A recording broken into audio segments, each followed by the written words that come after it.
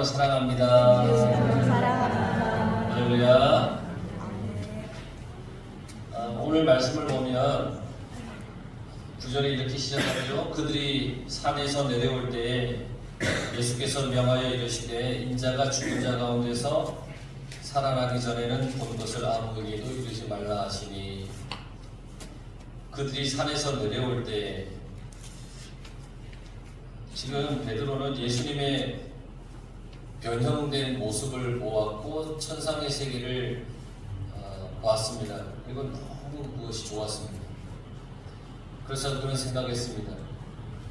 여기가 천국이구나. 여기 너무 좋은데 초막셋을 짓고 그냥 살았으면 좋겠다.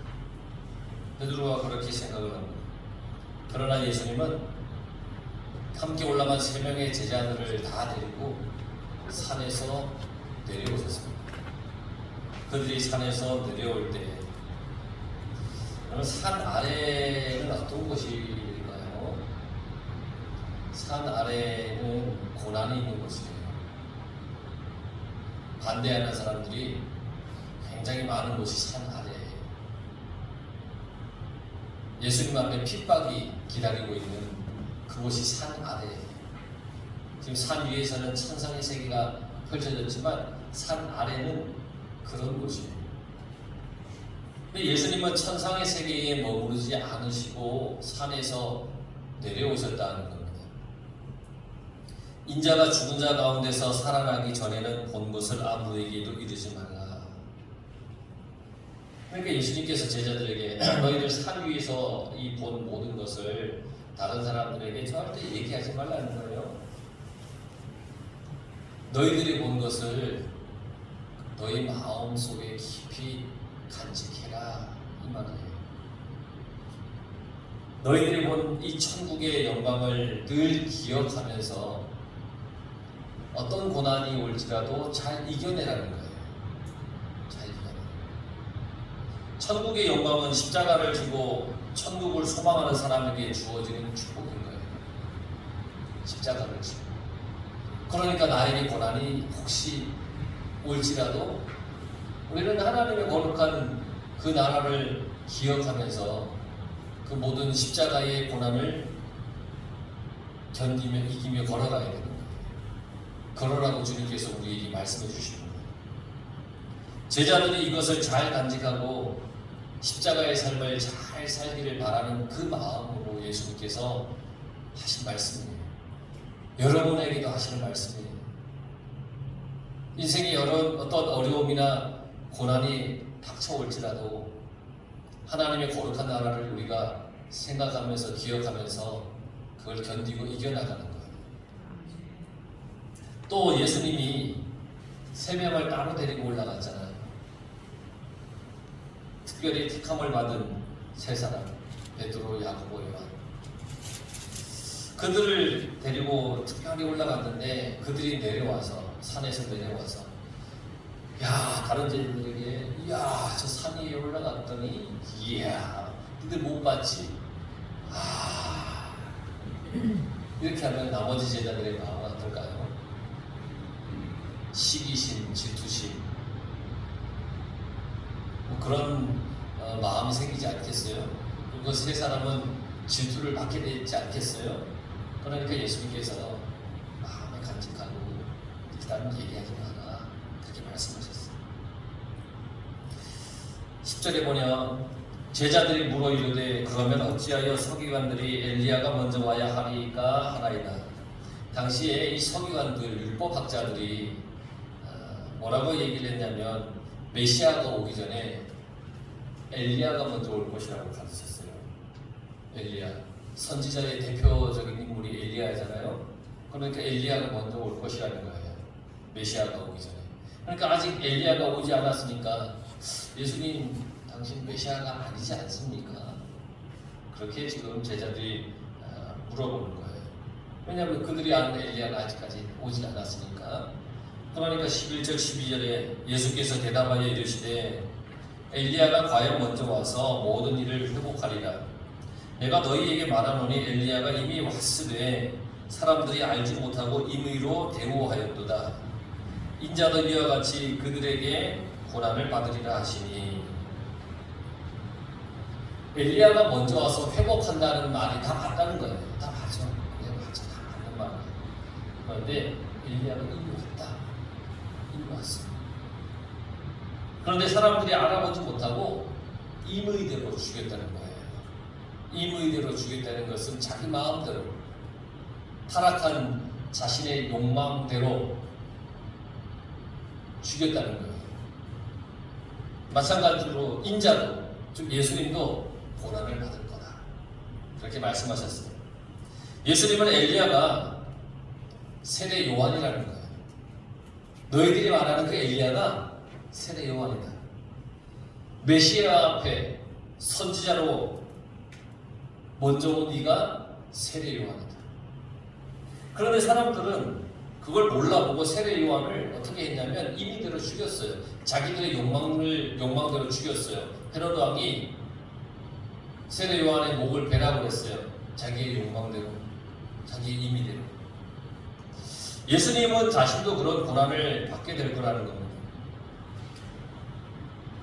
그러니까 예수님은 고난을 받고 죽을 것을 미리 아셨습니다. 이미 다 아셨어요. 세례 요한이 고난을 받아서 죽은 것처럼 예수님 자신도 죽을 거라는 거예요. 그걸 알면서 예수님은 산에서 내려오신 거예요. 산 아래로 내려가면 죽을 줄 아는데 산 아래로 내려갔다는 거예요. 세례 요한처럼 나도 그렇게 죽을 줄 안다. 그러면서 산에서 내려갔어요. 산에 계시면 편할 텐데, 산에 계시면 안전할 텐데 산에서 내려오셨어요. 고난이 있는 곳으로 스스로 내려가셨어요. 고난이 있는 줄 알면서 제자들에게도 내려가자 하신 거예요. 아, 여기 초막셋을 지읍시다, 여기 있었으면 좋겠습니다 하는 제자들에게 아니야, 너희도 같이 내려가자. 그러면서 같이 그들을 데리고 내려오셨습니다. 예수님은 이걸 다 알면서 왜 고난의 자리로 내려가신 걸까요? 다 아시잖아요. 본인이 죽을 걸 다 아시잖아요. 그런데 고난의 자리로 내려가시는 거예요. 예수님의 삶은 내려가심의 삶이에요. 내려가는 삶. 이 땅에 오실 때 어떻게 오셨어요? 하늘의 영광을 다 버리고 이 땅에 오셨어요. 구유에 태어나셨어요. 가장 천한 곳에, 가장 낮은 곳에 예수님께서 태어나셨어요. 내려오셨어요. 하늘 영광스러운 보좌를 다 내려놓고 이 땅의 인간의 모습으로 예수님께서 내려오셨어요. 이 땅에 오셔서 어떻게 하셨어요? 좁은 길을 가신 거예요. 그리고 자신을 다 내어주셨어요. 가장 낮아지는 삶은 어떤 거냐면 자신을 다 내어주는 거예요. 세례 요한도 마찬가지였어요.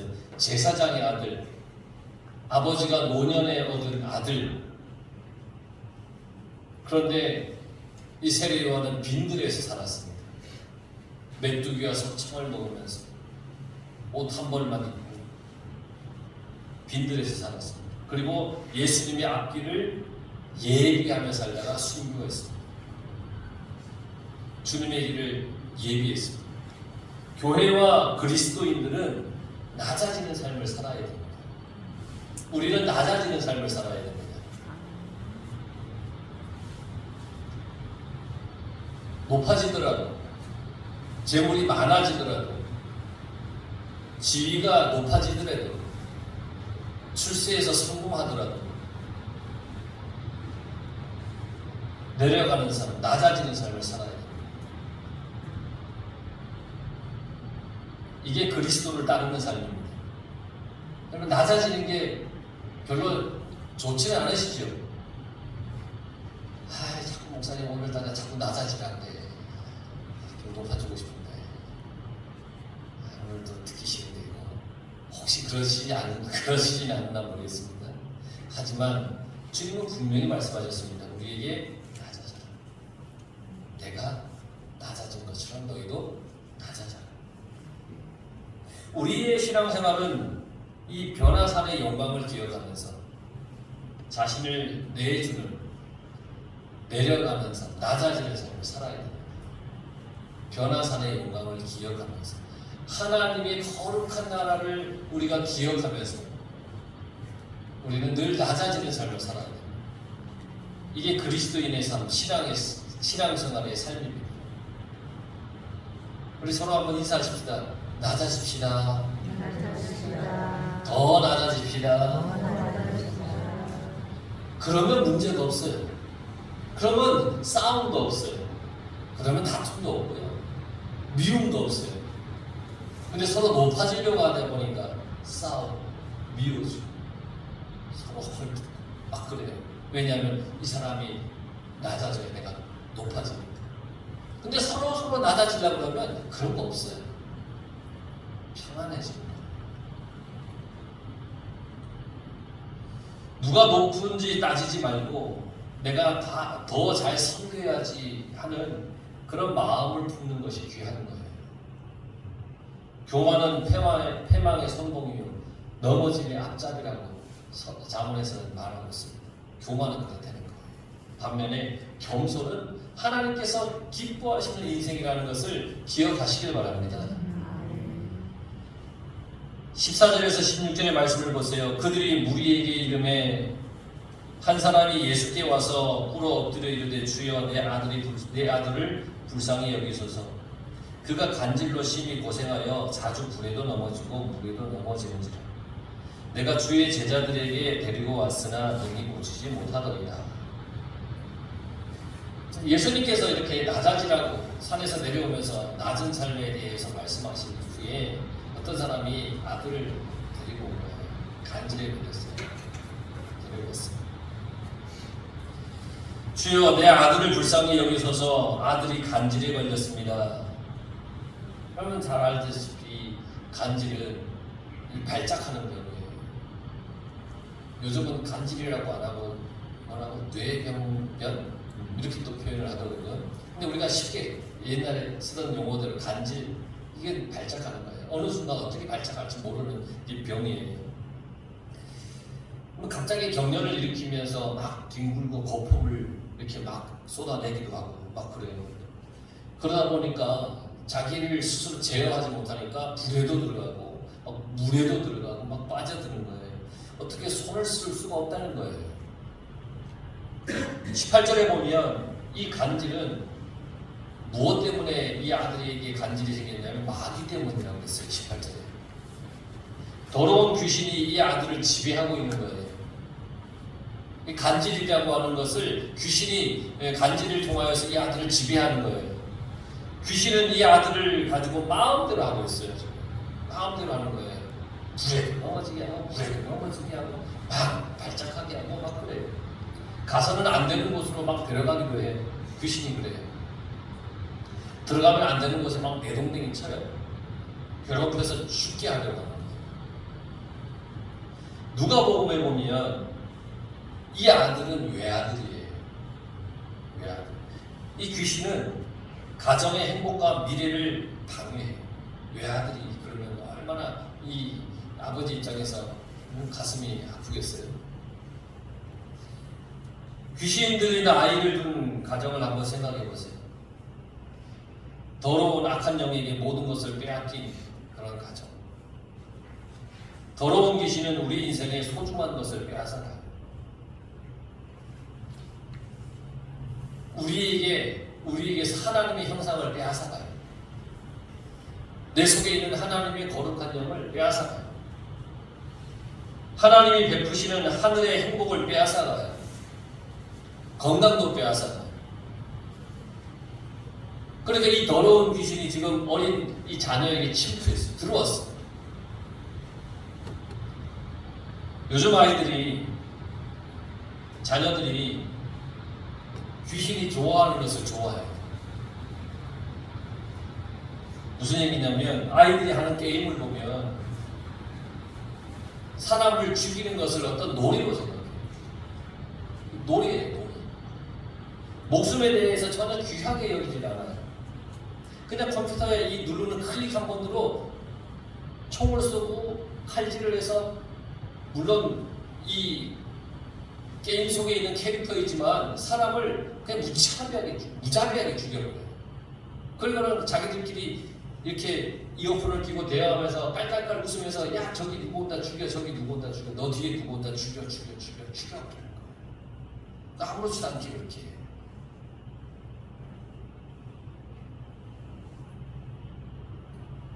아이들이 하는 말을 들어보면 영적인 언어가 사라졌어. 아이들이 하는 말이 욕이 빠지면 말이 안 돼. 여러분 옛날에는 우리들이 막 이야기하다 이 새끼 저 새끼 하는 게 솔직히 입에 이게 쉽게 붙는 말이 아니잖아요. 욕하는 거잖아요. 근데 요즘 아이들은요 이 새끼라는 말이 그냥 누구 부르는 말이에요. 그냥 자기 친구 부르는 말이고 이야기 속에 나오는 거예요. 이 욕이 섞이지 않으면 대화가 안 되는 거예요. 깜짝 놀라요. 너무나 자연스럽게 천박한 말들을 막 내뱉어요. 그리고 아이들은 말을 잘 듣지 않아요. 거부해요. 이렇게 하면 안 돼, 저렇게 하면 안 돼, 그러면 되게 싫어하고 거부해요. 이런 악한 현상은 하나님의 말씀을 거부하게 만들어요. 하나님의 언어를 상실시키고 거룩한 말을 하지 못하게 해요. 심령을 파괴하고 영성을 파괴하고 이 거룩을 훼손시켜버려요. 이 시대가 이렇게 심각한 시대로 이렇게 흘러가고 있어요. 마약을 하게 하고 타락의 길로 끌고 가요. 요즘 이 마약이라고 하는 것이 얼마나 심각한지를 이런 뉴스를 통해서도 많이 보지 않습니까? 이게 아이들에게 침투해요. 그러니까 아버지가 아들에게 해줄 수 있는 게 없어요. 그래서 예수님께 데려온 거예요, 이 아버지가. 마귀가 지금 자기 아들을 데리고 막 이 짓 저 짓 하는데 이 아버지로서는 뭘 해줄 게 없는 거예요, 지금. 방법이 없잖아요. 어떻게 해요? 아이들이 말을 듣습니까? 귀신의 문화에 막 젖어든 아이들이 이래라 저래라 그거 안 돼 그러면 말을 듣습니까? 그러니까 이 아버지는 자기의 힘으로 스스로 몸을 할 수 없으니까 이 아들을 예수님께 데려온 거예요. 그런데 사실 가만히 생각해 보면 이 아버지는 아들을 위해서 가장 위대한 일을 하고 있는 거예요. 아들에게 해줄 수 있는 최고의 일을 지금 하고 있는 거예요. 왜냐하면 아들을 예수님께 데리고 와서 예수님께 맡겼기 때문에. 자기는 아무것도 해줄 수 있는 게 더 이상 없다고 생각해서 예수님께 아이를 데려왔지만 그 행위가 가장 이 아이에게 좋은 것을 하는 것이라는 거예요. 그런데 성경에 보면 이 아버지가 그래요. 예수님께 제자들에게 데려갔더니 능히 고치지 못하더이다. 그래서 지금 예수님께 왔습니다.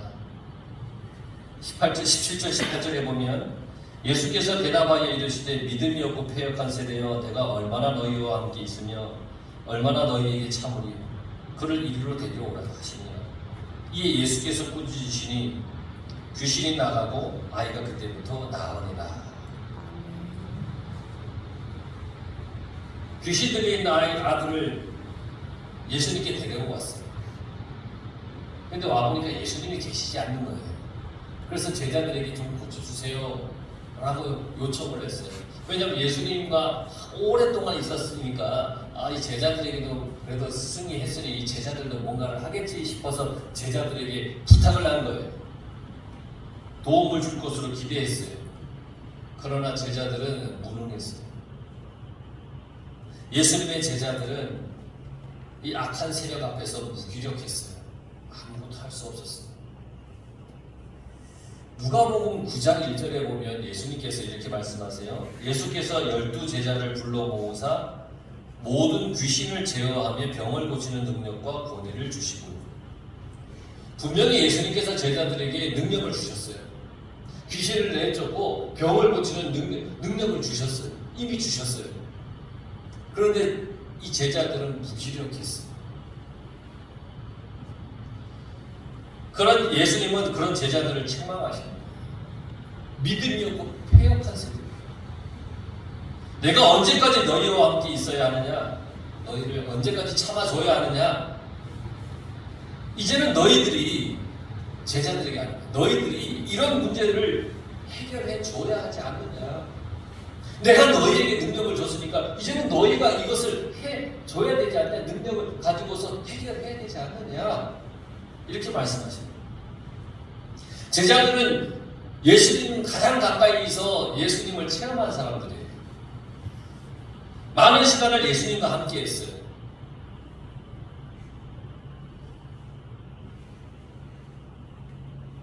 그러나 변화되고 있는 것처럼 보이지만 여전히 스스로 아무것도 할 수 없는, 설 수 없는 그런 믿음의 상태였어요. 귀신을 대적할 수 있는 능력이 있는 그런 믿음을 가지지 못했어요. 예수님께서 주셨음에도 불구하고 그 믿음을 가지지 못했어요. 오래 같이 있다고 능력이 나타나는 것이 아니에요. 교회에 오래 다녔다고 영성이 깊어지는 것이 아니에요. 믿음이 있어야 돼요. 여러분, 주님께서 내게 능력을 주심을 믿으시길 바랍니다. 아멘. 여러분들의 영성이 깊어지는 것은 믿음이 있어야 되는 겁니다. 믿음대로 살 때에 영성이 깊어지는 겁니다. 오늘 하루 예수님의 말씀대로 살면 그만큼의 영성의 깊이가 깊어지는 겁니다. 오늘 한번 내가 주님의 말씀으로 참으면 그만큼 영성의 깊이가 깊어지고, 내가 오늘 주님의 말씀을 힘입어서 좀 더 낮아지는 삶을 살면 그만큼 더 영성의 깊이가 깊어지고, 믿음으로 행할 때 제자들만큼 예수님을 가까이서 오랫동안 경험한 사람이 어디 있겠어요? 무능했어요. 19절 20절에 보면 이때에 제자들이 조용히 예수께 나와 이르되 우리는 어찌하여 쫓아내지 못하였나이까? 이르시되 너희 믿음이 작은 까닭이다. 진실로 너희에게 이르노니 만일 너희에게 믿음이 겨자씨 한 알만큼만 있어도 이 산을 명하여 여기서 저기로 옮겨지라 하면 옮겨질 것이요 또 너희가 못할 것이 없느니라. 할렐루야. 저는 이걸 중고등학생 때 이 말씀의 초점을 이 산을 명하여 여기서 저기로 옮겨지라 하면 옮겨질 것이요 거기에만 집중했어요. 그러니까 뭐 대단한 뭔가를 이제 어떤 그 결과물을 이렇게 생각을 했어요. 그런데 정말 주님이 이 말씀에서 우리에게 하시는 말씀은 뭐냐면 너희 믿음이 작은가? 믿음을 가져야 된다. 이 말씀을 하시는 거예요. 믿음이 작다고 하는 것은 믿음이 없다는 겁니다. 좀 더 나가면 불신앙이에요. 믿지 못하는 거예요. 믿음이 있긴 하지만 약하고 흔들리고 쉽게 부서지는 그런 상태. 이게 믿음이 작은 거예요. 그러니까 이런 작은 믿음은 없는 믿음과 같다는 거예요. 마가복음에 보면 이들이 이제 예수님이 계시지 않을 때 간질을 앓는 아들을 이렇게 아버지가 데려왔을 때 고치려고 애를 써봤는데 되질 않아요. 근데 왜 되지 않았느냐? 마가복음에 보면 이들이 기도하지 않고 귀신을 쫓아내려 했어요. 기도하지 않고. 자기들의 능력으로 귀신을 쫓아내려고 했던 거예요. 예수님을 흉내낸 거예요. 흉내. 예수님을 믿지 않고 자기들의 힘으로 하는 순간 능력은 사라지는 거예요. 자기들이 할 수 있는 건 아니에요. 주님의 능력으로 하는 거예요. 그러니까 주님이 말씀하시잖아요. 믿음이 겨자씨 한 알만큼만 있어도 믿음이 겨자씨 한 알만큼만 있어도 한 알만큼만 있다면 이라고 하는 단어는 에코라는 헬라어인데 붙잡다, 소유하다라고 하는 뜻을 가지고 있어요. 겨자씨 한 알만큼만 있어도 그러니까 이것은 예수님을 붙잡아야 한다는 거예요. 예수님을 붙잡는 게 뭐냐면 기도예요. 겨자씨 한 알만큼만 있어도 예수님을 붙잡는 믿음, 기도가 있다면 여러분 예수님을 붙잡으시기 바랍니다. 이게 믿음입니다. 이게 능력입니다. 이게 생명입니다. 이게 우리가 살아갈 힘이고 믿음이 축복입니다. 그러니 믿음을 가지셔야 됩니다. 믿음. 22절 23절을 보세요. 갈릴리에 모일 때 예수께서 제자들에게 이르시되 인자가 장차 사람들의 손에 넘겨져 죽임을 당하고 제3일에 살아나리라 하시니 제자들이 매우 근심하더라. 왜 제자들이 근심했을까요? 믿음의 문제예요. 믿음의 문제. 믿어야죠. 주님이 죽었다가 3일 만에 살 거라고 말씀하셨으면 믿어야죠. 믿지 못하니까 근심하는 거예요. 믿지 못하니까.